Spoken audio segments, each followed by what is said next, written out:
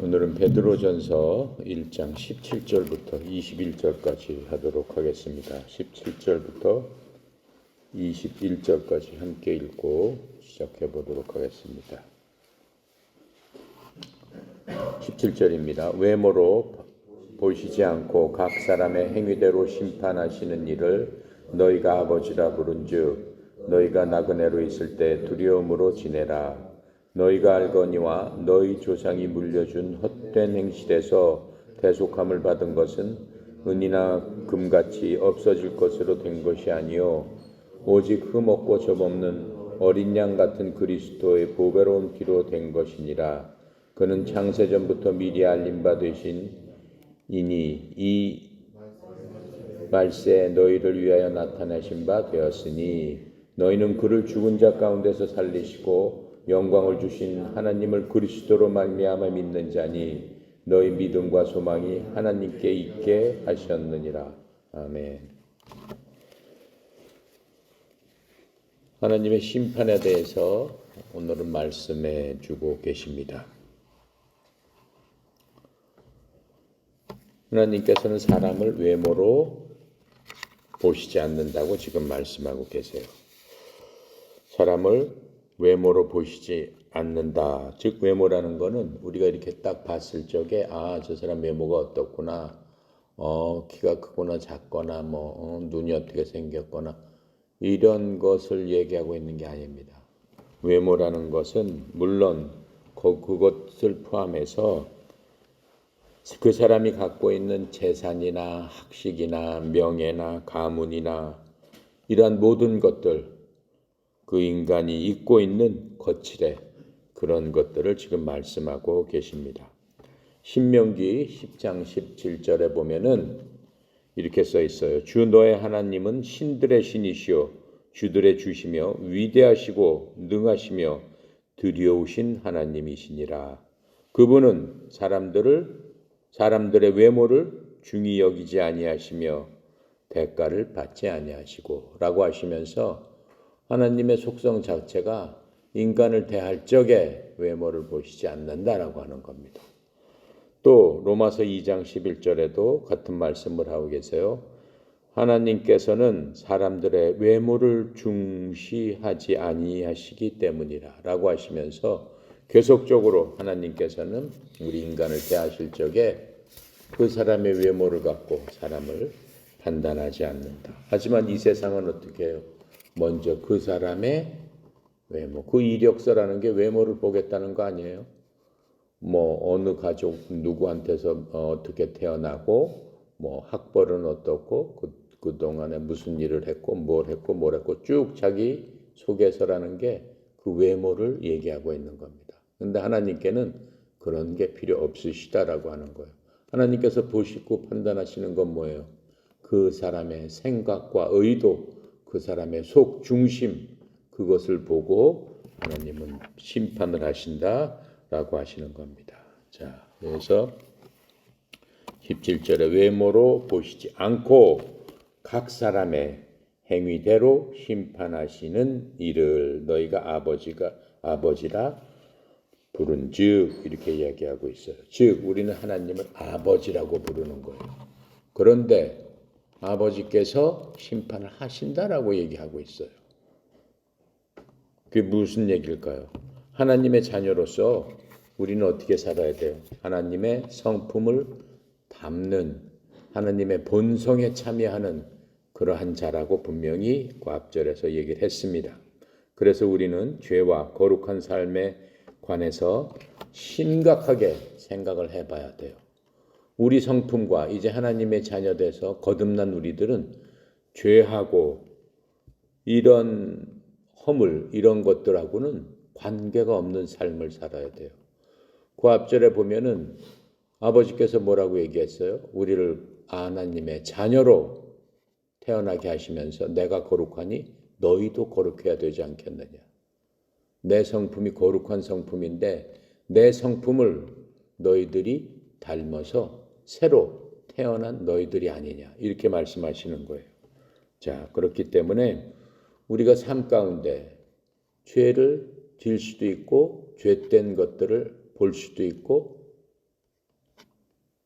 또 거기에 빠져들어갈 수도 있는 그러한 유혹 가운데 우리가 살고 있죠. 그랬을 적에 우리는 거기에 대해서 굉장히 그야말로 경기를 일으키면서 심각하게 생각을 할 수 있었어야 되는 겁니다. 왜 그래요? 하늘에 계신 우리 아버지는 거룩하시고 의로우신 분이기 때문에, 즉 죄가 없으신 분이기 때문에 하나님의 성품은 절대적으로 순수하고 절대적으로 죄가 없으시고 절대적으로 의로우신 분이고 절대적으로 진실하시고, 그렇죠? 그러하신 분이 바로 하나님이에요. 그 성품을 우리에게도 주셨다라고 지금 얘기를 하고 있는 거예요. 어느 순간에 거듭남으로 말미암아, 어떻게 그리스도 안에서 우리가 거듭남으로 말미암아 그렇다라고 하는 거예요. 요한복음 17장 11절 또 25절에 보면 이렇게 말씀하고 계세요. 이제 나는 세상에 더 있지 아니하오나 아들은 세상에 있사옵고 나는 아버지께로 가옵나니. 다시요. 이제 나는 세상에 있지 아니하오나 이들은 제자들을 얘기하는 거죠. 주님의 기도죠. 아버지께 대한 기도예요. 이들, 내 제자들, 내가 가리켰던 이 하나님의 백성들은 이 세상에 있사옵고 나는 아버지께로 가옵나니 거룩하신 아버지요 라고 하면서 예수님도 하나님을 거룩하신 아버지요 이렇게 부르시면서 아버지께서 내게 주신 자들을 아버지의 이름으로 지키사 우리와 같이 그들도 하나가 되게 하옵소서, 이렇게 기도하셨어요. 우리가 거룩하니까 저들도 거룩하게 지켜주옵소서, 이렇게 말씀하고 계시는 거예요. 25절에는 또 어떻게 기도하시냐면 오 의로우신 아버지요 라고 하면서 아버지는 의로우신 분입니다 라고 고백을 하는 겁니다.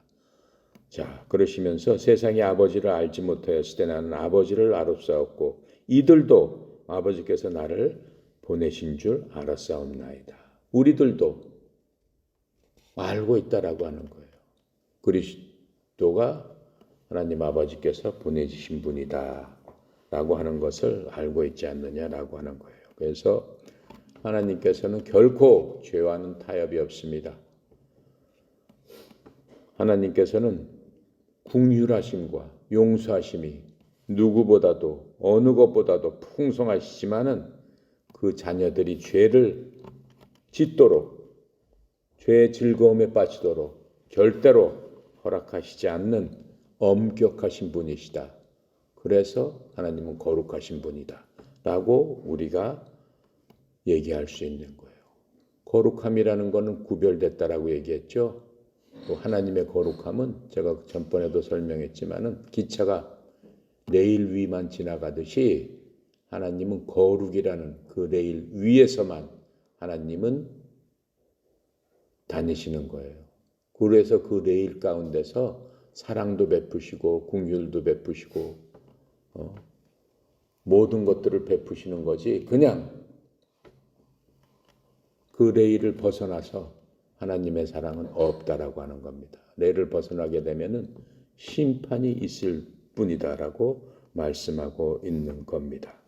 그래서 어떻게 된 거예요?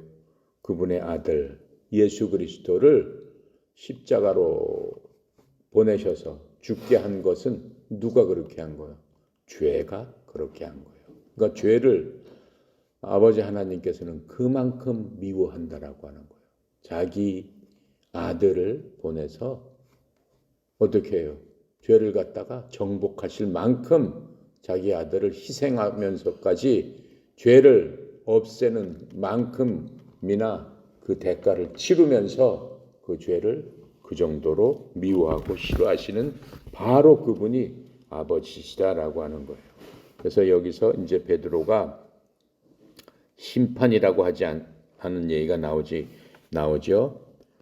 외모로 보지 않고 각 사람의 행위대로 심판하시는 이를 너희가 아버지라고 불렀다. 이렇게 얘기했으니까 심판받는 사람은 구원받은 사람이에요? 구원 못 받은 사람이에요?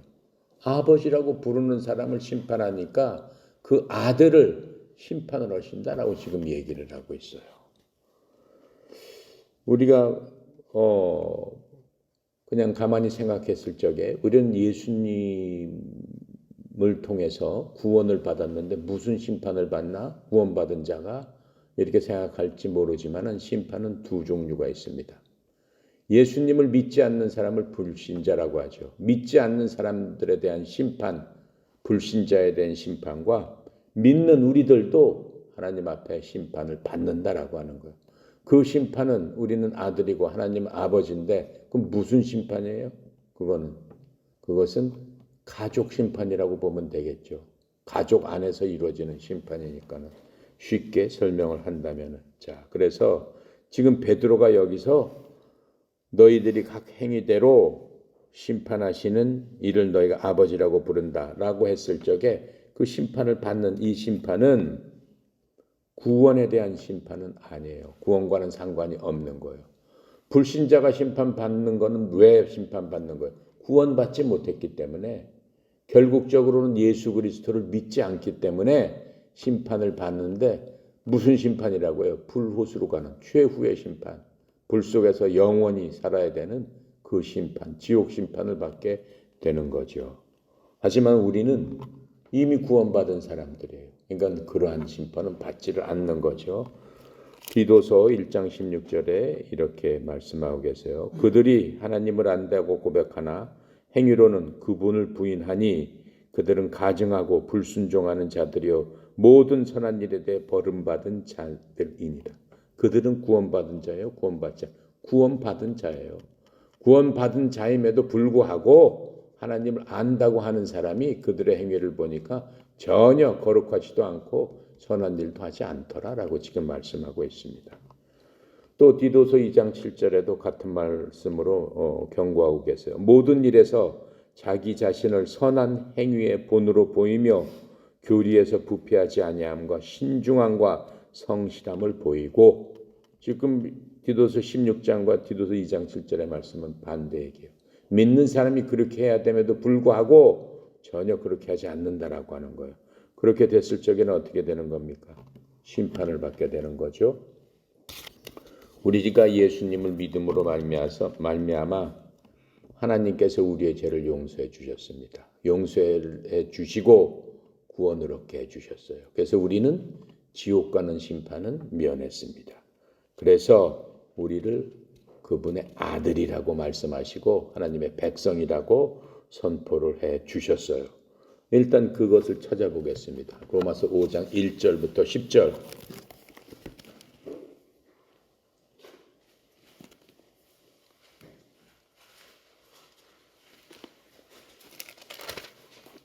1절부터 10절 245페이지에 있습니다.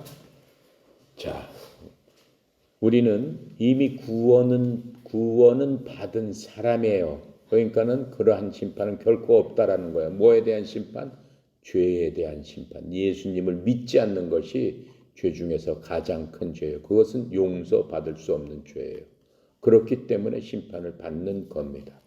거기에 대해서 이렇게 말씀해주고 있는 것부터 읽어볼게요. 1절부터 우리 10절까지 함께 읽겠습니다. 그러므로 우리가 믿음으로 의롭다 하심을 받았으니 우리 주 예수 그리스도로 말미암아 하나님과 화평을 누리자. 지금 무슨 얘기예요?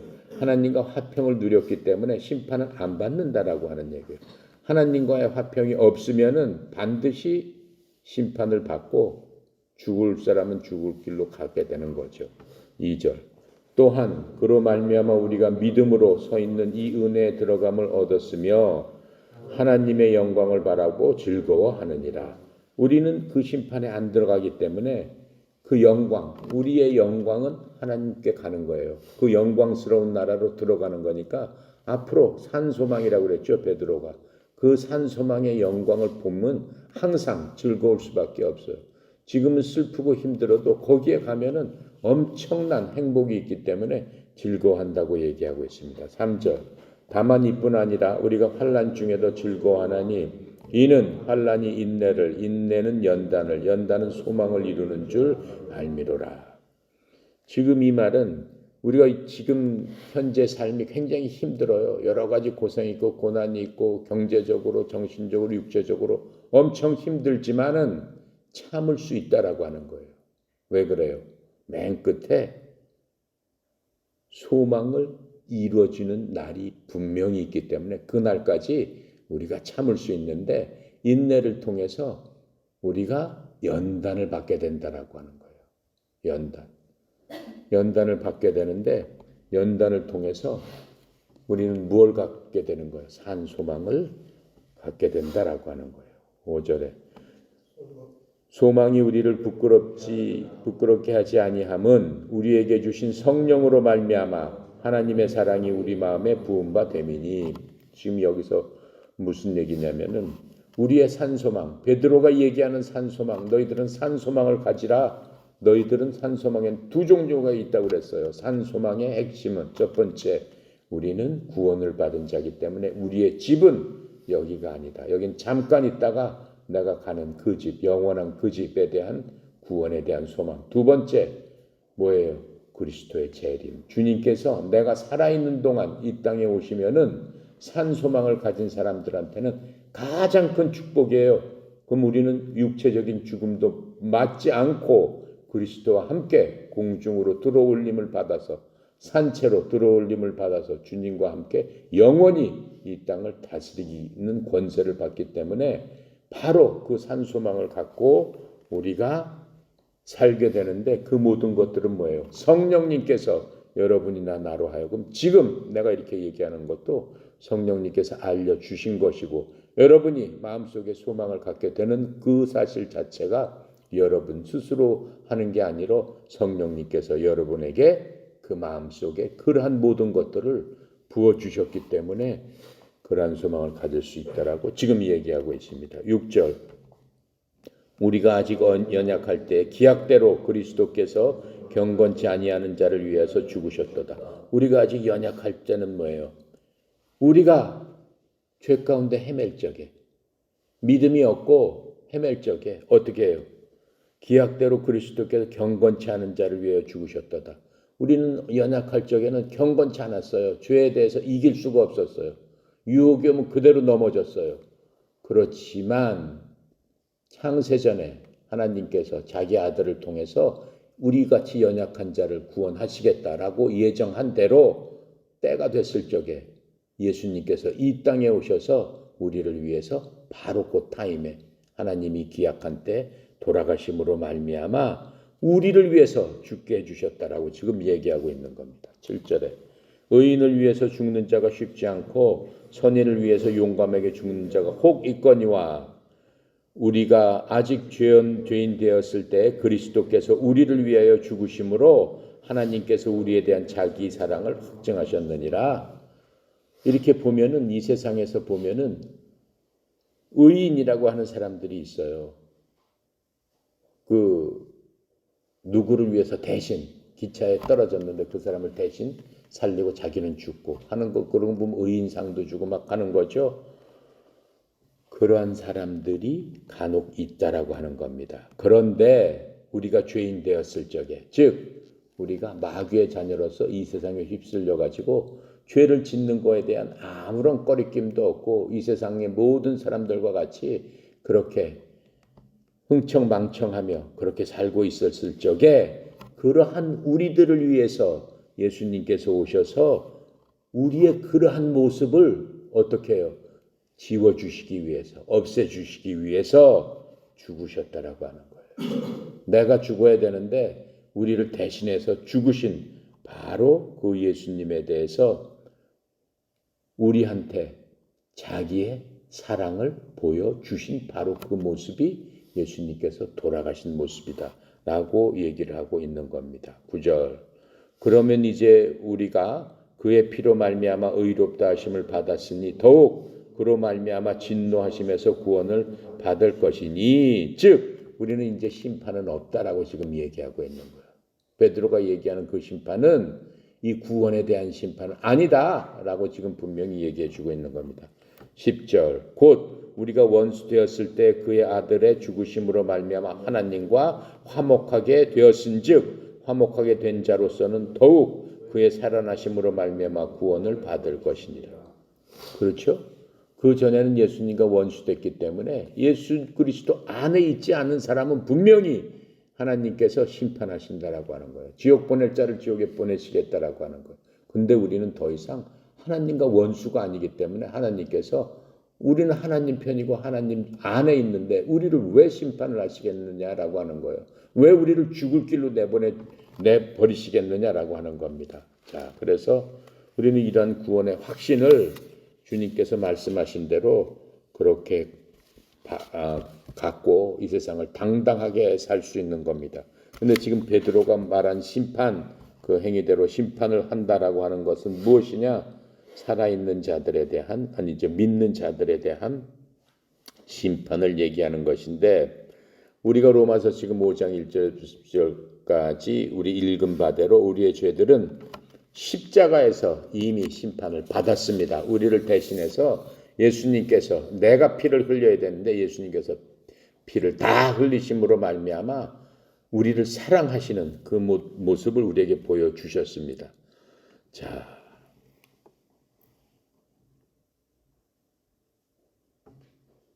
거기에 대해서 베드로도 얘기하고 있어요. 2장 24절 그 옆에 봅시다. 2장 24절 베드로전서 2장 24절 함께 읽읍시다. 친히 나무에 달려 그 몸으로 우리의 죄를 담당하셨으니 이는 우리로 죄에 대하여 죽고 의에 대하여 살게 하려 하심이라. 그가 채찍에 맞음으로 너희는 나음을 받았느니라. 예수님께서 채찍으로 막 맞으셨다라고 우리가 요한복음에서 배웠죠. 빌라도의 법정에서. 그렇죠. 엄청난 채찍으로 살이 다 패지도록 맞으신 그 이유가 여기 써 있잖아요. 괜히 맞은 게 아니고 우리를 낫게 하시기 위해서 맞으신 것이다 라고 얘기하고 있어요. 나음을 받았느니라는 두 가지 의미가 있습니다. 내가 몸이 아프고 힘들 적에 주님께 기도하고 주여 저를 고쳐주시옵소서 라고 했을 적에 주님께서 고쳐주시기 원하시면 고칠 수 있어요. 고침의 바로 그 근거는 주님께서 채찍에 맞으신 바로 그게 근거가 되는 것이고, 또 하나는 영적으로 우리는 죄라는 죽을 병에 걸려 있는데 주님께서 채찍으로 맞으심으로 말미암아 믿는 모든 자는 죽을 병에서 낫게 해주셨다라고 하는 거예요. 그러니까 믿는 모든 자는 주님께서 채찍을 통해서 우리를 죄병이라는 그 죽을 병에서부터 모든 사람을 건져 주셨어요. 근데 육체의 병은 어때요? 하나님께서 고칠 자를 고쳐주시고 내버려 둘 자는 내버려 두세요. 왜? 내버려 두는 게 그 사람한테 더 좋으면은 내버려 두신다라고 하는 것을 우리가 깨달아 알 수 있습니다. 그래서 죄들이 우리를 대항해서 우리를 묶어놓을 수, 더 이상 우리를 묶어놓을 수는 없다라고 하는 거예요.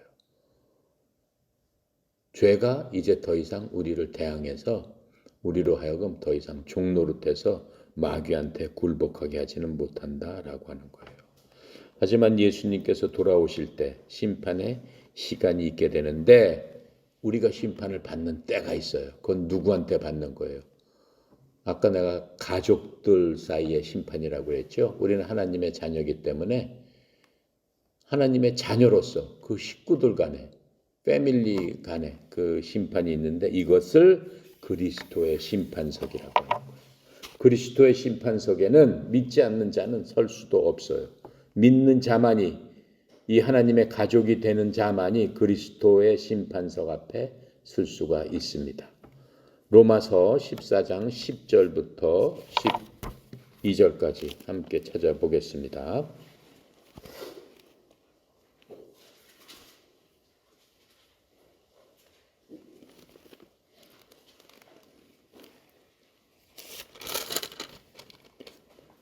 (258쪽) 14장 10절부터 12절까지 함께 읽겠습니다. 내가 어찌하여 내 형제를 비판하느냐? 어찌하여 내 형제를 업신여기느냐? 우리가 다 하나님의 심판대 앞에 서리라.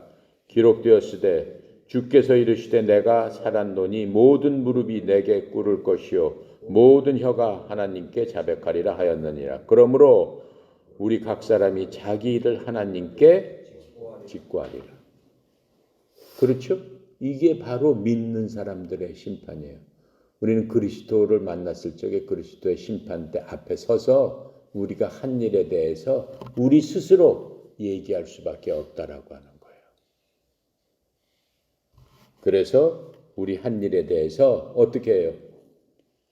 상을 주시겠다라고 하는 거예요. 지금 이 그리스도의 심판석은 혼을 내려고 하는 게 아니고 상급 심판이라고 하는 거예요. 상을 주기 위해서 시상식을 하기 위해서 하시는 심판이다, 판단이다 라고 생각을 하면 됩니다. 자, 그래서 고린도 후서 5장 9절부터 10절에는 또 그리스도 심판석에 대해서 이렇게 말씀하십니다. 그러므로 우리는 함께 있든지 떨어져 있든지 그분께서 받아 주시는 자가 되려고 수고하노라. 우리가 반드시 다 그리스도의 심판석 앞에 나타나리니 이로써 각 사람이 좋은 것이든 나쁜 것이든 자기가 행한 것에 따라 자기 몸 안에서 이루어진 것들을 받으리라. 이렇게 말씀하고 계세요. 그래서 우리 각 사람은 자신이 행한 일에 대해서 주님께서 계산하실 때가 있다라고 얘기했어요. 그것을 성경에서는 회개 보고를 할 날이 온다라고 얘기를 하고 있는 겁니다. 그래서 이 회개 보고를 통해서 각 사람은 이에 합당한 보응을 받는 겁니다. 그래서 좋은 일을 많이 한 사람들 이 땅에서 예수님을 믿고 예수의 사랑으로 그 예수 그리스도 안에서 믿음을 통해서 그 많은 일들을 한 사람들한테는 하나님께서 우리 각 처소를 예비해 주신다고 그랬잖아요. 큰 집을 주시겠죠. 그렇죠? 근데 겨우 아까 얘기한 대로 선한 일은 찾아볼 수 없고 하나님을 안다고 하면서 엉뚱한 일만 하고 하나님 마음에 합하지 않은 일만 한 사람한테는 어떻게 하겠어요? 그냥 부끄러운 구원이라고 얘기하고 있어요. 성경은 불 가운데 받는 구원이다라고 얘기하고 있어요. 그러니까는 그 처소가 그렇게 좋은 처소에 주시지는 않겠죠. 그래서 하지만 결코 지옥을 보낸다든가 힘든 곳에 간다든가 그런 일은 없는 겁니다. 이미 믿음을 통해서 우리가 구원을 받았기 때문에 그렇습니다. 그래서 이러한 심판은 아버지께서 사랑하시는 아이들에 대해서 하는 그러한 심판입니다. 그래서 하나님께서 우리가 한 일에 대해서 동기를 살펴본다고 그랬어요. 그 한 일의 목적이 무엇일까? 어떠한 그 생각을 갖고 그 일을 했을까? 그것을 살펴보시고 우리 마음을 보신다고 하셨습니다. 그래서 아버지께서는 어때요? 우리의 삶과 우리가 살아가는 동안에 해야 할 일이 아버지를 영화롭게 하는 그것이 너희의 삶의 목적이다라고 하는 것을 우리에게 말씀을 통해서 계속적으로 확신을 시켜주고 계시는 겁니다. 고린도 전서 4장 5절에 이렇게 말씀하고 계세요. 그러므로 주께서 오실 때까지 때가 이르기 전에 아무것도 판단하지 말라. 그분께서 어둠에 감춰진 일들을 빛으로 가져다 드러내시고 마음의 의도들을 드러내시리니 그때 각 사람이 하나님께 칭찬을 받으리라. 이렇게 말씀해주고 계세요. 이게 상급심판 그리스도의 심판석이다라고 성경은 우리에게 알려주고 있음을 우리가 참 깨닫고 주님 말씀대로 항상 그렇게 따랐을 적에 하나님께서 여러분이나 나에게 큰 상을 주시겠다라고 하는 겁니다. 그러시면서 또 베드로가 부탁하는 거는 뭐예요?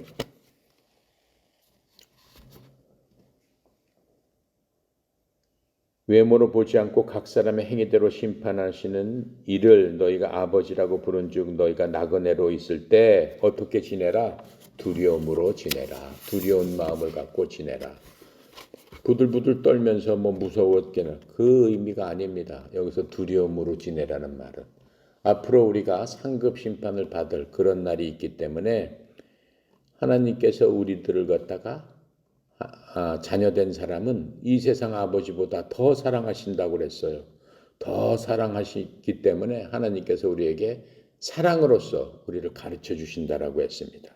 그리고 미래 우리가 한 일, 이 땅에서 한 일에 대해서 아버지께서 심판하실 것이기 때문에 우리가 그 심판에서 상급을 받도록 상급에 합당한 일을 하기 위한 그러한 마음으로 그것을 지금 두려운 마음으로라고 얘기를 하고 있는 겁니다.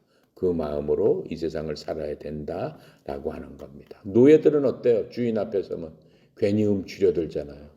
그렇죠?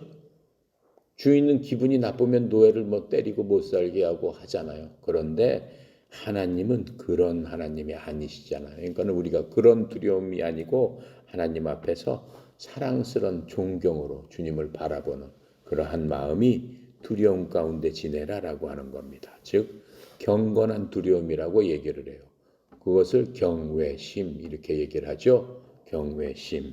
경건한 두려움은 아버지를 향한 진지한 존경을 얘기하는 겁니다. 요한일서 4장 18절에 보면 이렇게 얘기하고 있어요. 사랑에는 결코 두려움이 없고 완전한 사랑은 두려움을 내쫓나니 이는 두려움에 고통이 있기 때문이라. 두려워하는 자는 사랑 안에서 완전하게 되지 못하였느니라. 이렇게 말씀하고 계세요. 그러니까 우리를 하나님을 사랑합니다라고 한다면은 어떠한 두려움도 없다라고 하는 것을 얘기하고 있는 겁니다. 자, 그리고 1장 이제 18절부터 21절까지는 하나님의 사랑을 이제 말씀하고 계시는 겁니다. 18절에 너희가 알거니와 너희 조상이 물려준 헛된 행실에서 대속함을 받은 것은 은이나 금같이 없어질 것이도 된 것이 아니오 라고 얘기하고 있습니다. 자, 베드로는 우리가 누구인지를 기억하게 합니다. 지금 하나님의 사랑을 우리가 알기 위해서는 쉬지 말고 또 때때로 우리는 어떻게 해서 하나님의 자녀가 됐나를 기억하는 게 그리스도인으로서는 그 레일 안에서 하나님의 사랑 안에서 걷는 가장 중요한 일들입니다. 그것을 잊어버리게 되면은 우리가 레일 밖으로 튀어나갈 수 있어요.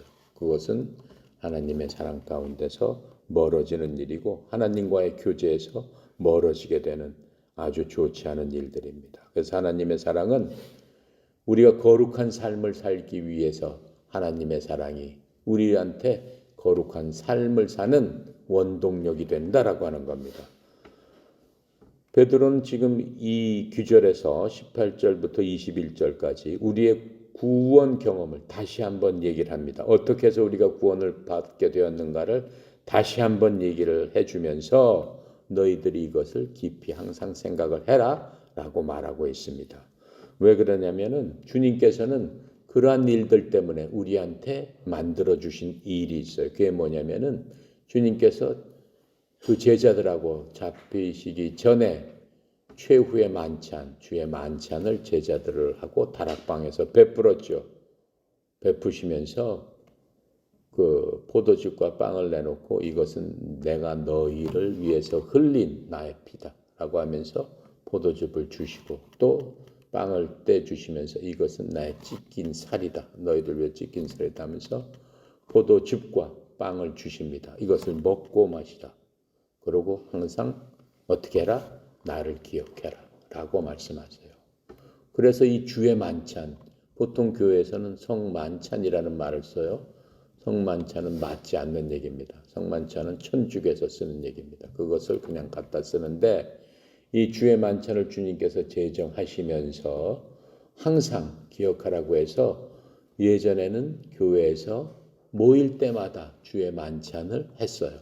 그러면서 예수님의 희생적인 사랑, 예수님의 끊임없는 사랑, 죄인에 대한 사랑, 예수님의 돌아가심을 기억하면서 주님을 더욱더 사랑하는 그러한 마음을 가졌다라고 하는 겁니다. 자, 그래서 지금 베드로는 우리가 누구인가, 어떻게 됐는가, 어떻게 해서 무엇 때문에 여기까지 왔는가, 무엇 때문에 우리가 하나님의 자녀가 됐는 것을 기억하라고 지금 이 말씀을 하고 있는 겁니다. 그러면서 여기서 지금 구속이라는 말이 나오죠. 그 전에 우리가 구속이라는 단어는 한번 공부한 적이 있습니다. redemption, redeem, 구속하다라고 하는 그런 말입니다. 구속하다라는 말은 지금은 신학적인 용어로 쓰였지만은 이 1세기 때 로마 제국 때는 이 많은 사람들한테 이 구속이라는 말이 그냥 특별한 의미로 사용됐습니다. 로마 제국에는 약 600만 명의 노예들이 로마 시민들과 함께 살고 있어서 노예들은 마치 물건처럼 통용을 했습니다. 서로 사고 팔고 했어요. 그러니까 노예들을 뭐 죄를 져서 노예가 되는 경우도 있고 뭐 노예 사냥을 해서 각처에서 사람들을 잡아다가 노예로 갖다가 파는 그러한 물건처럼 취급하는 그런 시대가 있었습니다. 그랬기 때문에 노예들 자체도 자기가 어떻게든지 필요한 돈을 모으게 되면은 자기 스스로 자기의 속한 주인한테 그 돈을 지불하고 자유를 얻을 수 있는 그러한 일들이었습니다. 그것을 구속이라고 하는 겁니다. 또는 그 주인이 다른 사람들한테 자기가 갖고 있는 그 노예를 팔아버려요. 그래서 그 돈을 주고 다른 사람이 그 노예를 사서 그 노예를 그냥 풀어줄 수도 있는 거죠. 그것을 구속이라고 했다라고 했습니다. 그래서 구속이라는 것 자체는 상당히 노예들한테는 고귀한 일들이었어요. 왜 그래요? 종에서부터 자유를 얻게 되는 자유의 신분이 되는 그런 일들이었어요. 그래서 우리도 원래는 죄의 종노릇했던 자들이다라고 하는 것을 잊지 말아야 된다라고 하는 거예요. 우리도 예수님을 알기 전에는 겉으로는 자유롭게 하고 겉으로는 잘난 척하고 무슨 뭐 돈을 벌고 재벌이 되고 무슨 뭐 박사가 되고 장군이 되고 회장이 되고 뭐가 되고 하지만은 전혀 아니다라고 하는 거예요. 영적으로는 그 노예처럼 똑같은 죄인의 신분, 노예의 신분으로 살고 있었다라고 하는 겁니다. 그래서 그 죄의 종노릇했던 그 시절을 결코 잊지 말라고 하고 있어요. 디도서 3장 3절에 이렇게 써 있어요. 우리도 한때는 어리석고 불순종하며 속임을 당하고 여러 가지 정욕과 쾌락을 섬기며 악의와 시기 가운데서 살고 증오하며 서로 미워하였나니 이게 다 뭐 하는 것들이에요? 죄들이죠. 그 죄들 가운데서 그렇게 그 죄를 즐기면서 노예처럼 살고 있었다라고 하는 거예요. 성경에 보면은 구약의 모세는 이스라엘 백성들이 이집트에서 노예 생활하였던 일들을 기억하라고 충고하고 있습니다. 그런데 어때요? 그 세대들이 어땠어요? 데리고 나온 세대들이.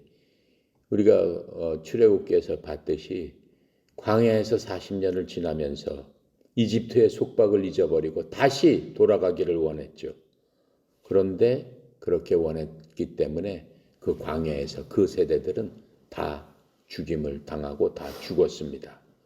신명기 5장 15절에 이렇게 얘기하고 있어요. 기억하라. 내가 이집트 땅에서 종이었을 때에 주 내 하나님이 강한 손과 뻗은 팔로 너를 거기서 데리고 나왔나니 그러므로 주 내 하나님이 내게 명령하여 안식일을 지키게 한다.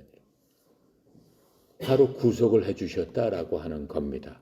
노예 삶뿐만 아니라 헛된 삶이 되는 거예요. 그 삶의 시간은 하나님께서 인정하시지 않는 그러한 죄된 삶으로서 살게 되는 겁니다. 베드로는 여기서 뭐라고 얘기했어요? 너희 조상들로부터 전통으로 물려받은 너희의 헛된 행실이라고 그것을 설명해 주고 있습니다. 베드로는 이것을 더 자세히 설명하고 있어요. 자, 4장 4절부터 1절까지 가겠습니다. 4장 1절부터 4절까지 함께 읽겠습니다. 그리스도께서 이미 육체의 고난을 받으셨으니 너희도 같은 마음으로 갑옷을 삼으라. 이는 육체의 고난을 받은 자는 죄를 그쳤음이니 그 후로는 다시 사람의 정욕에 따르지 않고 하나님의 뜻에 따라 육체의 남은 때를 살게 하려 함이라. 너희가 음란과 정욕과 술 취함과 방탕과 향락과 무복한 우상 숭배를 하여 이방인의 뜻을 따라 행한 것은 지나간 때로 족하도다. 이러므로 너희가 그들과 함께 그런 극한 방탕에 다름질하지 아니하는 것을 그들이 이상히 여겨 비방하나라고 하면서 바로 그런 때, 그게 옛날 전통에 따라서 살던 때다라고 친절하게 지금 설명을 하고 있습니다. 19절로 가보겠습니다. 오직 흠 없고 점 없는 어린 양 같은 그리스도의 보배로운 피로 된 것이니라. 베드로가 우리가 아까 어떻게 해서 이렇게 된 날을 기억하게 했는데 지금 그 얘기를 하게 해주는 거예요. 그리스도를 우리가 기억을 했을 적에 그리스도께서 우리를 살게 하기 위하여 죄의 노예로서 해방시키기 위하여 고귀한 피를 흘리시고 영원히 우리를 자유롭게 해주었음을 다시 한번 우리에게 기억을 하게 합니다. 자, 아까 얘기한 대로 구속은 값을 지불함으로써 자유를 얻게 해주시는 것을 의미한다고 했습니다. 그래서 노예는 값을 지불하면 자유를 얻지만 어떠한 돈으로도 우리가 진 죄를 해결할 수 있어요? 해결 못하는 거죠. 사람이 죄로부터 자유롭게 되기 위해서는 오직 하나밖에 없다고 그랬어요. 하나님께서 내가 죄를 짓고 하게 되면은 사람이 사람에게 죄를 지는 건 오직 피로서만 갚을 수 있다라고 얘기했어요. 즉 그것도 무슨 피? 죄가 없는 피로서만 갚을 수 있다. 그래서 오직 예수 그리스도의 피만 우리를 구속할 수 있다라고 하는 거예요. 세상에 어떠한 피도 죄가 없는 피가 없다라고 하는 거예요. 그래서 예전에는 동물 피로, 구약 시대 때는 동물 피로 죄를 질 때마다 대속, 속죄의 제물로서 동물을 잡아서 드렸지만은 그때는 죄를 질 때마다 매번 그렇게 해야 됐어요. 그런데 예수님의 피는 영원하고 시간과 공간과 모든 것들을 초월한 하나님의 피다라고 하는 거예요. 그 피를 통해서 우리는 과거, 현재, 미래 모든 죄를 한 번에 피 흘리심으로 말미암아 영원히 구속함을 얻을 수 있는 놀라운 은혜를 우리에게 베풀어 주셨다라고 베드로가 한 번 더 기억나게 하는 겁니다.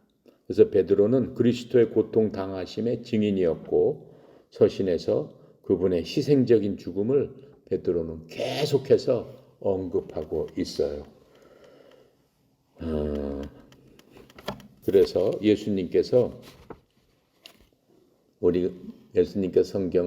예수님을 어린 양으로고 불리죠. 왜 그래요? 구약 시대 때는 양이 희생 제물이었기 때문에 그 구약의 그 산 희생 제물이신 예수님께서 구약을 마감하시는 마지막 희생 제물 어린 양으로서 그 속죄 제물이 된 겁니다. 자, 이 희생 제물로 돼서 우리를 대신해서 돌아가신 그것을 교리적으로는 대신 속죄, 대속의 교리라고 얘기를 하고 있어요. 죄 없는 희생물이 죄인들을 위해서 자기의 생명을 내어주는 바로 그것, 그 행위, 그것을 대속의 교리다라고 얘기를 하고 있습니다. 그래서 이 희생의 교리는 성경에 보면 아담과 이브가 죄를 지었을 적에 언제 처음 나오냐면 창세기 3장에 처음 나옵니다. 아담과 이브가 죄를 짓고 어떻게 해요? 에덴 동산에서 쫓겨나갈 적에 주님께서 그들을 그냥 내려보내지 않고 짐승의 피를 다 어떻게 해요? 빼고 짐승의 피를 흘려서 아담과 이브한테 털 옷을 입혀서 짐승 가죽을 입혀서 보내줍니다. 그게 지금 속죄의 교리의 시작이 되는 겁니다. 그 다음에 보면은 이삭을 위해서 양을 죽인 그러한 것들이 나옵니다. 창세기 22장 13절에 보면은 아브라함이 눈을 들어 살펴보니 보라 뿔이 덤불에 걸린 숫양 한 마리가 자기 뒤에 있으므로 아브라함이 가서 그 숫 양을 가져다가 자기 아들을 대신하여 번제 헌물을 드렸더라. 그건 모리아 산에서 이삭을 데리고 갔을 적에 하나님께서 이삭을 제물로 드리라 라고 했는데 아브라함이 하나님의 말씀을 그대로 순종해서 자기 아들도 아끼지 않고 칼로 내려치는 순간 바로 이 광경이 있었습니다. 이게 대속의 그 제물을 아브라함과 이삭을 통해서 다시 한번 말씀해 주고 계세요. 우리가 또 알고 있는 건 출애굽기 12장에 보면은 6월절 어린 양이 이스라엘 가정의 마지막에 장자들을 다 죽이는 과정에서 문설주에 피를 발린 그 가정마다 죽음의 사자가 그 집을 그냥 넘어갔습니다. 그래서 양이 장자들을 위해서 대신 죽은 그러한 모든 것들을 우리가 살펴보고 봤습니다. 또 이사야서 53장에 보면은 메시아의 죽음에 대해서 자세하게 나왔어요. 지난 시간에 우리가 이사야서 53장을 다 읽었죠. 자, 이삭은 어때요? 창세기 22장 7절에서 아브라함이 이삭을 데리고 모리아 산에 올라갈 때 이삭이 물어봅니다. 아버지한테. 아버지, 그런데 재물은 어디 있습니까? 하나님께 드릴 재물은 어디 있습니까? 아버지가 뭐라고? 바로 너다? 이렇게 얘기를 안 하세요. 하나님께서 다 예비하셨다. 그러면서 그냥 따라와라. 그러면서 올라갑니다. 그래서 이삭이 아브라함한테 아버지 희생제물은 어디 있습니까? 라고 물었을 적에 거기에 답변은 뭐예요? 신약의 세례 요한이 예수님을 지적하면서 뭐라고 얘기했어요? 보라! 세상 죄를 제거하시는 하나님의 어린 양이로다 라고 화답하고 있는 것들을 우리가 볼 수 있습니다.